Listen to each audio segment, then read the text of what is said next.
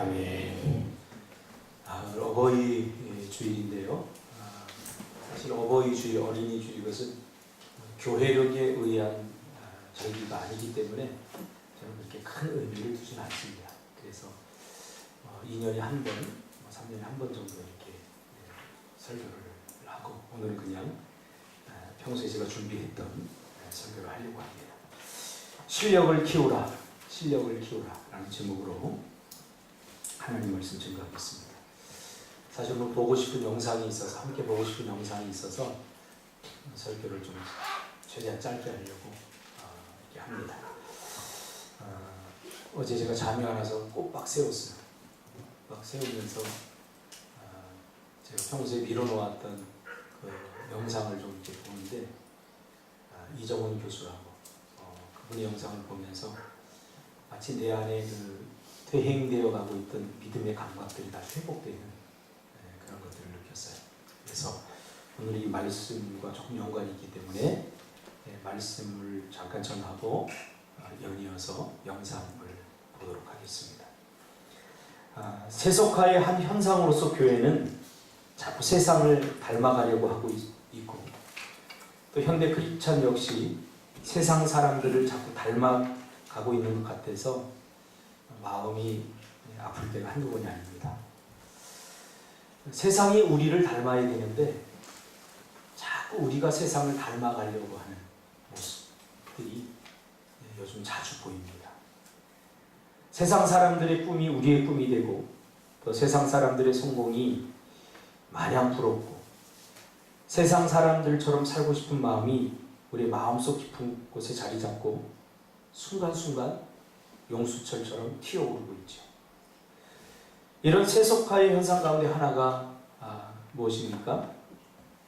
바로 세상적인 커리어를 쌓고, 또 세상적인 커리어를 쌓기 위해서 은혜 받고 믿음으로 도전하고 기도하고 예배하고 하나님과 동행하고 함께하는 일을 점점 등한시하게 된다는 사실입니다. 특히 세상적인 실력을 쌓기 위해서 거룩한 영적 생활들을 포기하고 적당히 하게 되는 어리석음에 빠지게 된다는 것입니다. 자꾸 믿음으로 살려고 발버둥치고 은혜를 강조하다 보니까 세상에 뒤처지는 것 같아 보이고 미련해 보이고 바보처럼 보이기 때문에 조바심이 생기죠. 그 조바심을 감당할 수 없어서 우리는 뭔가 세상적인 것들을 자꾸 추구하게 되죠. 뭔가 예수 믿고 은혜를 사모하고 간절해지고 기도하고 싶고 예배를 사모하고 하는 마음들이 어느 순간인가 유치해지고 또 어리석어 보이기 시작하고 다 부질없어 보이기 시작하죠. 사실 이 같은 현상을 부추긴 것은 교회 목사들이고 그리고 한국 교회 전체의 자화상입니다. 그동안 교회에서 가르친 게 뭡니까? 예수 믿고 잘 되자. 이거 하면 예수 믿고 복 받자. 예수 믿고 성공하자. 예수 믿고 합격하자. 예수 믿고 승진하자. 예수 믿고 부자 되자. 우리가 예수 믿고 기도하는 것들을 보면 모두 세속적인 것들이고 건강한 과 평안한 삶과 같은 샤머니즘적 요소들이 많습니다. 세상 사람들이 구하는 것과 별반 다르지 않다는 거예요. 물론 이렇게 구하는 것이 나쁘다라고 말하는 것은 아닙니다. 요즘 제가 처음 예수 믿고 하나님 앞에서 어떻게 살았었나 자꾸 나의 과거를 되짚어보게 됩니다. 내가 백령도에 있다가 이곳에 나와서 말할 수 없는 외로움과 또 한 번도 겪어보지 못한 현실과 맞닥뜨려서 싸우면서 자살을 생각했고 또 죽음을 생각했던 그 시절에 제가 주님을 인격적으로 만나게 되죠. 그러면서 내가 처음 주님을 인격적으로 만났을 때 그때의 내 마음의 상태, 내 삶이 어땠었나 라는 것을 자꾸 이렇게 되짚어보고 요즘 기억을 해냅니다. 제가 예수님을 처음 인격적으로 만나고 내가 구했던 것들은 예수님 그 자체였다 라고 결론을 내렸습니다. 그러면 이유 없이 찬양이 좋았어요. 무엇 때문에 찬양을 부르고 싶은 게 아니라 그 입에서 찬양이 나왔어요. 찬양하면서 예수님이 나와 동행하고 나와 함께 해주고 그 가까이서 예수님을 느꼈던 그 느낌들, 이런 것들이 너무 좋았어요. 그냥 그래서 찬양이 좋았고, 기도하는 것이 너무 좋았어요. 왜? 기도하면 하나님과 대화를 할 수 있었기 때문에. 외로웠던 마음을 달랠 수 있고, 희망이 없었던 나의 마음에 막 희망이 생겨서 좋았고, 그러니까 다른 거 구하지 않았던 것 같아요. 내가 예수님을 처음 인격적으로 만나고 그냥 예수님이 무조건 좋았던 것 같아요. 기도하는 것도 예수님 만나기 위함이고, 예배하는 것도 예수님 만나기 위해 했던 거고, 찬양했던 것도 그랬고, 일주일이 기다렸어요. 예배 시간이 기다려진 것도 주님을 만날 수 있었기 때문이죠.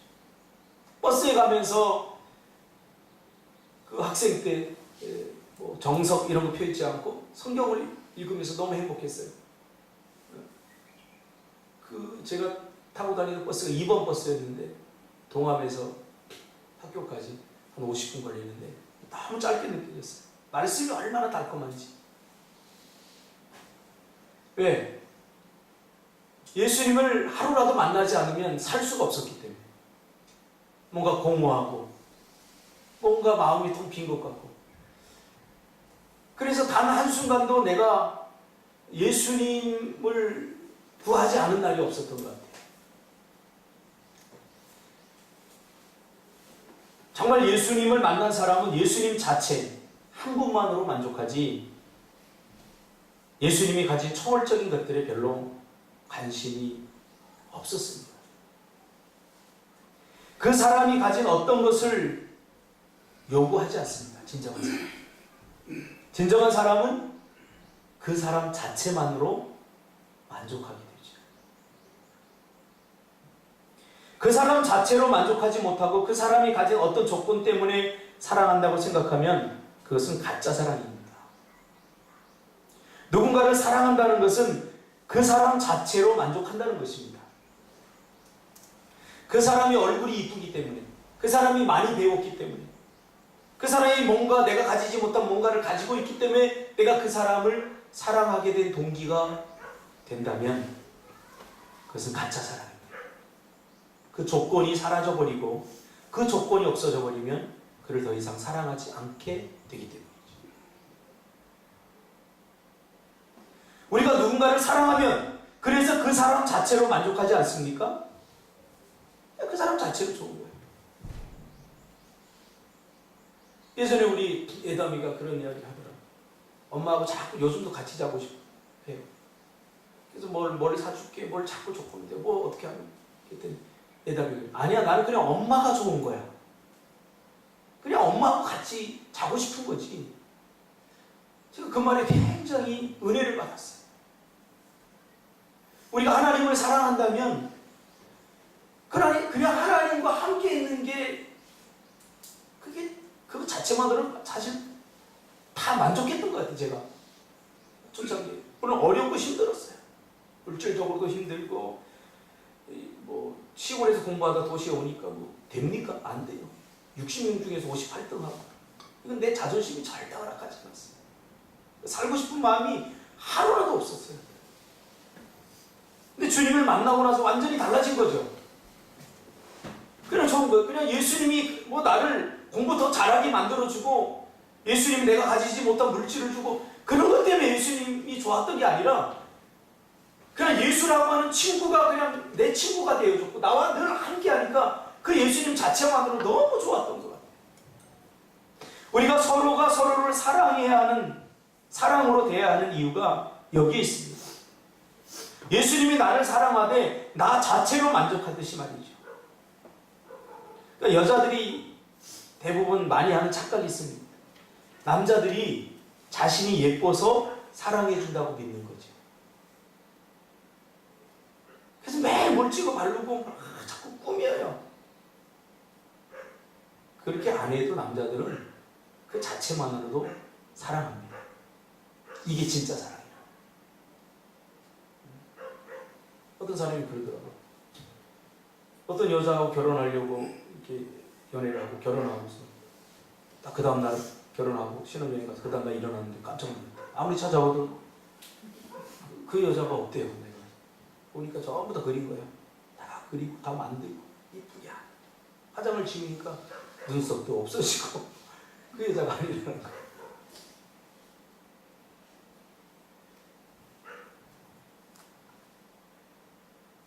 여러분, 하나님을 왜 사랑합니까? 무엇 때문에 사랑합니까?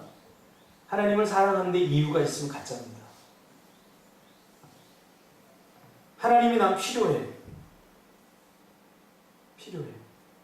왜? 내가 가지지 못한 것을 하나님이 가지고 있기 때문에 나는 하나님의 힘을 빌어서 그것을 이루어야 돼. 참 하나님 불쌍하죠. 하나님은 우리를 사랑하되 조건 없이 사랑해 주셨어요. 보람이가 기도 잘하고 신앙생활 잘하고 그래서 이뻐해 준 게 아니라 우리가 아직 죄인 되었을 때에 우리를 사랑하시기로 작정하신 거죠. 이게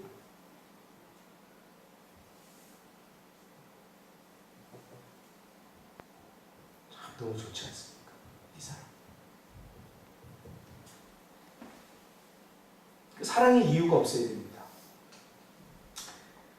우리가 예수님을 만나고 그분의 십자가의 사랑을 경험하게 되면 예수님 한 분뿐이면 다 됩니다.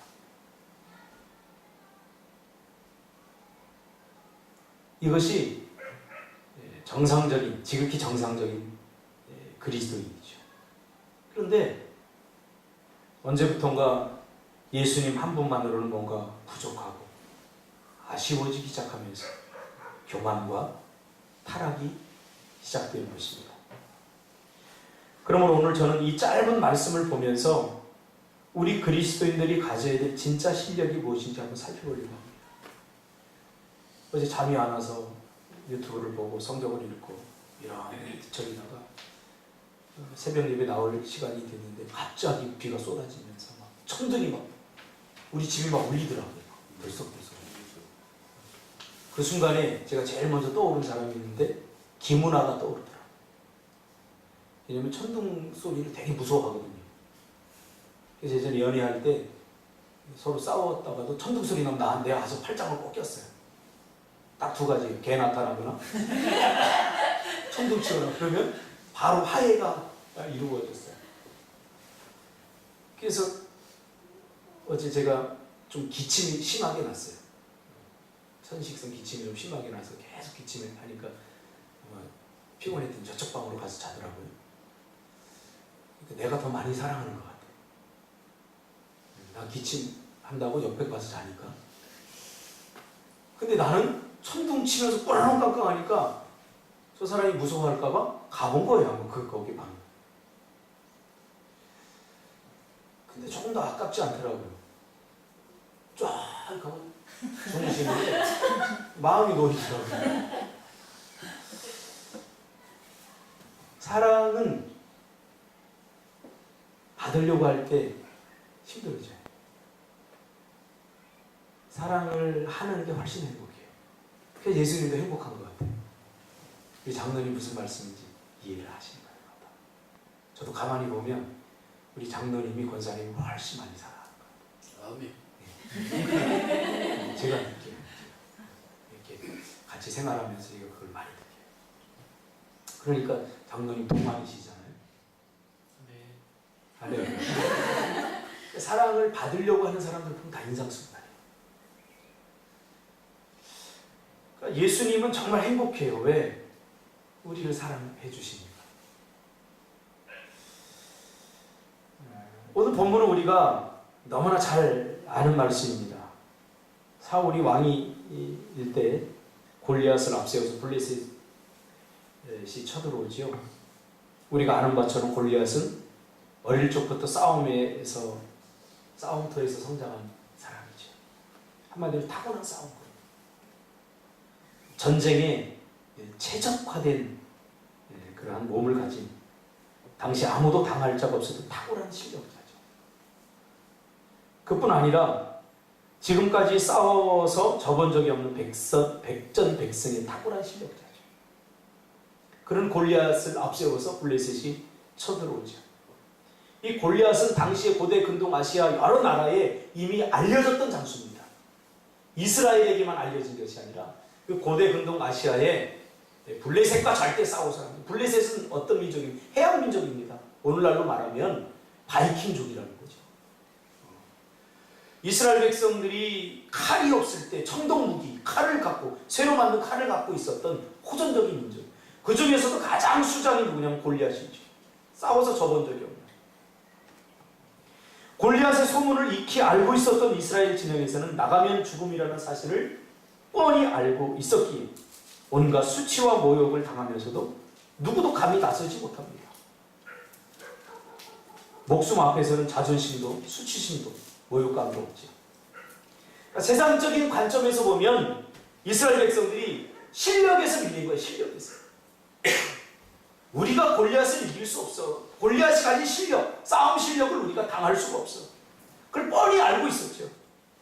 그렇기 때문에 이스라엘에게도 탁월한 장군들이 많이 있었지만 전쟁터에서 어릴 적부터 자라났던 그런 단련된 장군들이 있었지만 그러나 아무도 나서지 못하고. 왜?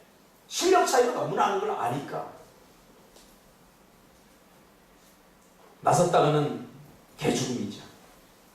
여기서 우리는 세상 실력의 한계를 분명하게 보게 됩니다. 여러분들이 정말 가지려고 하는 것이 세상적인 실력이 아니기를 간절히 바랍니다. 내가 어떤 실력을 가지면 그것보다 더 나은 사람이 반드시 나타나는 게 있어요. 그러니까 실력으로 세상적 실력으로 승부하면 안 돼요. 내가 열심히 세상적 실력을 쌓으면 그것보다 더 나은 실력을 가진 사람이 반드시 나타나요. 그때부터 뭐가 시작돼? 경쟁이 시작되는 거예요. 그 경쟁 속에 빨려 들어가 버리면 신앙생활이고 뭐고 다 없어져 버리게 됩니다. 탁월한 싸움꾼은 악수만 한번 하더라도 내가 이길 것인지 아닌지 알고 꼬리를 내린다고 해요. 특별히 이 조폭 세계에서는 딱 보고 눈빛만 보고 딱 손만 만져봐도 아, 이 사람 내가 이길 수 있을 것 같다, 이길 수 없을 것 같다. 이게 다 느껴집니다. 고수들이죠. 이 골리앗은 이미 누구도 당할 수 없었던 사람이죠. 그때 싸움과는 전혀 상관이 없는, 전쟁과는 전혀 상관이 없는 목동 다윗이 형들이 전쟁터에 나간 것을 살펴보고 오라는 부모의 말을 듣고 전쟁터로 갔다가 골리앗이 막 소리치거든요. 하나님의 백성들을 모욕하고 하나님을 모욕하는 소리를 현장에서 듣게 됩니다. 싸움, 전쟁터에 나가본 적도 없어요. 32절에 보니까 사울왕 앞에 나아가 그로 말미암아 사람이 낙담하지 말 것이라. 그러니까 오히려 사울을 위로하면서 주의 종이 가서 블레셋 사람과 싸우리이다. 이렇게 이야기합니다. 그러자 사울이 말립니다. 너는 싸울 수 없다. 그러자 다윗이 사울에게 한 말이 34절부터입니다. 우리가 수요일날도 조성 목사님이 갖고 설교했잖아요. 34절부터. 다윗이 사울에게 말하되 주의 종이 아버지의 양을 지킬 때에 사자나 곰이 와서 양떼에서 새끼를 물어가면 내가 따라가서 그것을 치고 그 입에서 새끼를 건져내었고 그것이 일어나 나를 해하고자 하면 내가 그 수염을 잡고 그것을 쳐 죽였나이다.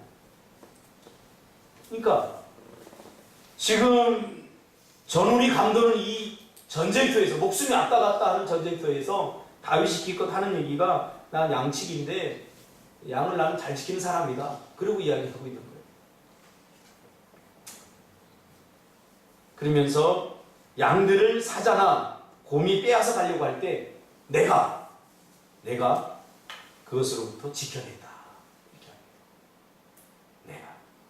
그런데 37절에는 뭐라고 하는지 아세요? 37절에 보면 다윗이 이르되 여호와께서 나를 사자의 발톱과 곰의 발톱에서 건져내셨은즉 나를 이 블레셋 사람의 손에서도 건져내시리이다. 너무 중요한 말씀입니다. 내가 양들을 지킨 건 맞습니다. 그러나 다윗이 정말로 의지한 것은 자신의 물맷돌과 자신의 능력과 자신의 실력이 아니라는 거예요. 곰이 나타나서 양의 새끼를 가져가고 사자가 양의 새끼를 가져갈 때 달려가서 그것과 싸워서 뺏어온 것은 다윗 맞습니다. 그러나 그 곰과 사자로부터 자신을 지켜주신 것은 하나님이 그렇게 하셨다라고 지금 다윗이 고백하고 있는 거죠. 굉장히 중요한 말씀입니다. 이 말씀. 이 무슨 말인가 하면 다윗에겐 있었고 사울과 이스라엘 백성들에게 없었던 것이 지금 보이기 시작합니다. 바로 다윗에게 있었던 것은 하나님께서 어떤 상황에서도 자신을 건져내실 것이라는 믿음의 확신, 하나님이 지금 나와 함께 하신다는 확신, 이것이 다윗에게 있었어요.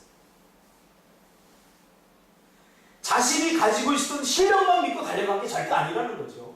그 다음 37절에 그렇게 고백하고 있잖아요. 물론 내가 달려가서 빼앗았지만 이것을 빼앗은 것은 나의 실력과 나의 능력이 아니라 하나님께서 건지셨다라고 하는 거죠. 너무 중요한 고백입니다. 여러분들이 무엇인가를 이루고 여러분들이 무엇인가를 해낸 것은 여러분 자신이 가진 실력 때문이 아니라는 것을 인정해요. 그렇지 않으면 실력에 또 밀리게 돼 있어요. 그러다가 경쟁하게 됩니다. 그러다 보면 사탄이 만들어 놓은 기계적 삶에 나도 빨려 들어가서 그때부터는 정신 못 차립니다. 하나님께서 어떤 상황에서도 자신을 건져내실 것이라는 확신, 즉 하나님이 나와 함께하고 있다는 확신, 이게 뭡니까? 동행에 대한 확신이 있다는 거죠. 이것이 그리스도인들이 가져야 될 진정한 실력입니다. 저는 이 본문을 묵상하면서 하나님께로부터 이 음성을 들었습니다. 너 무엇을 가지고 지금 발버둥 치려고 하느냐? 사실 저 심리학 쪽으로 박사학위 따려고 했거든요. 이것이 실력같이 보였거든요. 뭐 안다겠다는 건 아니에요. 근데 하나님이 계속 저한테 또 어떤 실력을 갖기를 원하느냐. 이거 꿈틀 학교 하려면 그래도 뭐 앞에서 이끄는 사람이 뭐 박사 정도는 돼야지 사람들이 뭐 눈뜨지 않겠어? 뭐 또 돌아보지 않겠어? 뭐 이런 것에 학력에 대한 어떤 실력. 근데 주님은 나에게 말씀하셨어요. 너 진정한 실력이 뭐냐? 아무리 가져도 다 소용없다. 박사 10개가 있어도 소용없다. 나와 함께하는 것이 진정한 실력. 제가 요즘 읽고 있는 책이 있는데 큰 성취를 이루고 큰 성공을 한 사람들의 책을 읽었는데 그 사람들의 공통점이 있습니다. 왜냐하면 사람들의 평가에 연연하지 않았다는 것이죠.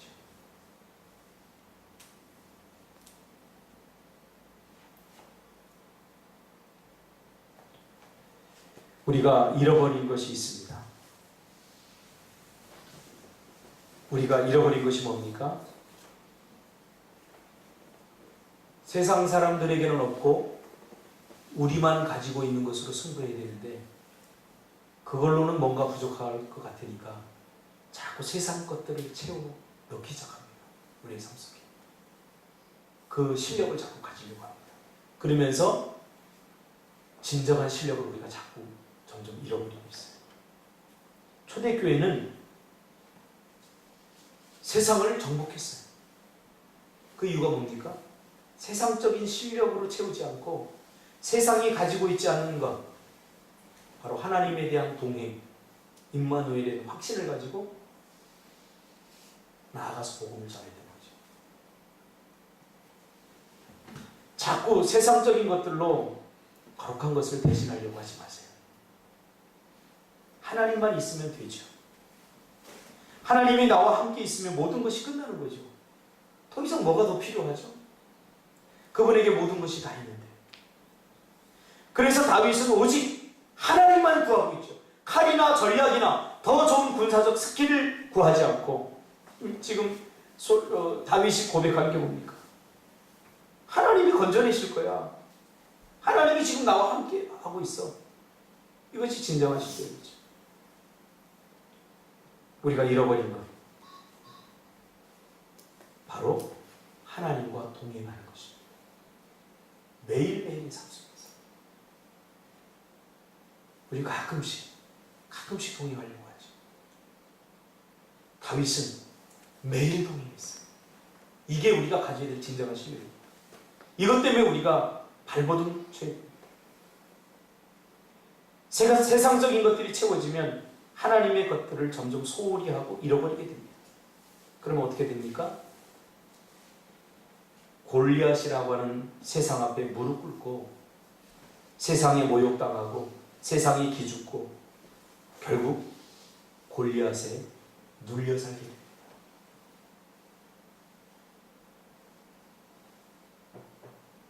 하나님과 동행하는 삶, 이것이 우리가 가져야 될 진정한 신뢰입니다. 사울이 뭐라고 합니까? 그러니까 여호와께서 너와 함께 계시기를 원하노라.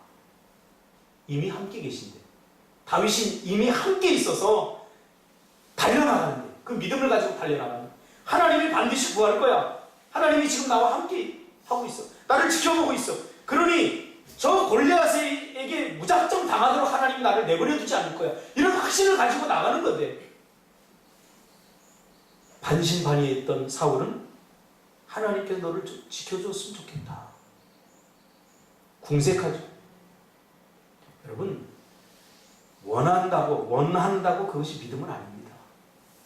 간절한 바램, 그것이 믿음은 아닙니다. 때로는 그것이 믿음처럼 착각할 수 있죠. 우리가 뭔가 간절히 바라고 원하는 것이 믿음이라고 착각할 수 있죠. 아니에요. 사람은 절박해지면 뭐든지 다 간절히 바라게 돼 있어요. 시험을 앞둔 사람이 간절해져요. 절박해져요. 그래서 하나님께 기도해요. 그건 절대 믿음이 아닙니다. 진정한 믿음은 시험 없더라도 기도하는 게 진정한 믿음이죠. 네.